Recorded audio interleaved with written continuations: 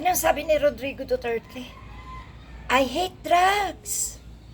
Mga putang ina yung mga adik kayo. Patyun kugid ka mo.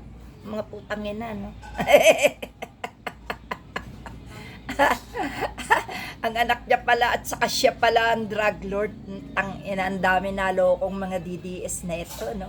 Kaya talaga mga DDS ang pagkatatangan nyo, no? Sipin mo, ha? Sumigaw lang yung tatay nyo. 3 to 6 months, mauubos ang lahat ng adik sa Pilipinas, mawawala ang drugs.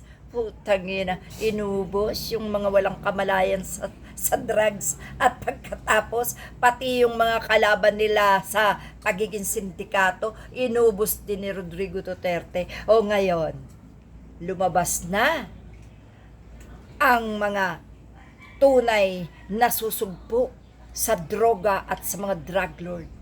Kaya yun, inuna na si Rodrigo Duterte kasi mastermind si Rodrigo Duterte.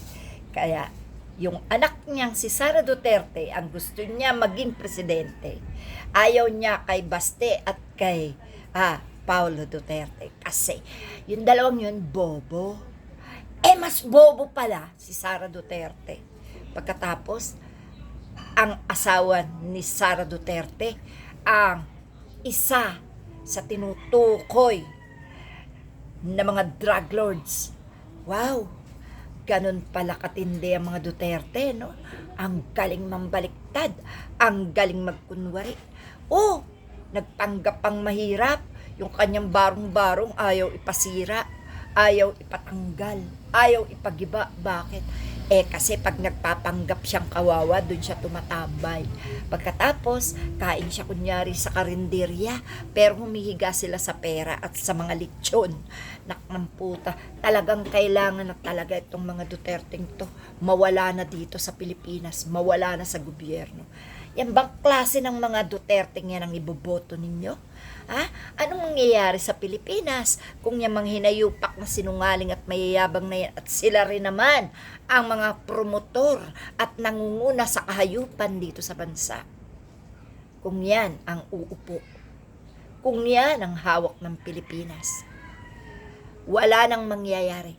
Lahat na lang ng Pilipino magiging addict, magiging magnanakaw dahil mga gutom, kakapit sa patalim, magiging drug pusher, magiging drug dealer. Kanya na mangyayari. Ang kumikita si Rodrigo Duterte at ang mga anak niyang buitre. Kaya mga kapatid, mag-isip kayo. Darating na ang 2028 election. Darating na ang impeachment case ni Sara Duterte.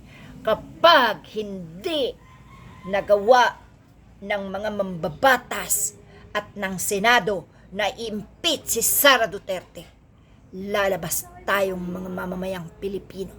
Ipakikita natin ang lakas para yung mga putang inang Duterte na yan, yung mga putang inang DDS na yan, matauhan. Ganun lang mga kapatid, ganun lang. Simpleng-simple, walang abogado, walang korte, walang mga mambabatas, taong bayan lang ang malakas, taong bayan lang makakagawa para ang mga Duterte ay malagas dito sa gobyerno ng Pilipinas. Wala na dapat itinitira sa mga hudas na yan. Para pati yung mga batang-bata nilang lahi, magkaroon na ng aral at matakot ng umupo sa gobyerno. Ngayon pa lang, putulin na natin ang sungay ng mga Duterte. Tayong mga Pilipino, tayong mga mamamayan, tayong mga nasa matinong kaisipan, ang taong bayan lang ang pwedeng kumastigo sa lahat ng umuupo sa gobyerno na naghahasik ng kademonyuhan, kamalasan, kahirapan at kamatayan ng ating kapwa Pilipino. Putang ina mo, Sara. Putang ina mo, Paulo Duterte. Putang ina mo, Sebastian.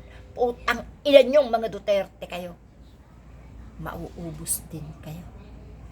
Amin ang Pilipinas. Maging andapaw, hindi nyo sarili yan. Ang kapangyarihan nyo, mawawala, mapuputol, babalik kayo sa uno, babalik kayo sa wala. mga hinayup pa kayo. Yan ang karma ninyo. Tandaan nyo yan.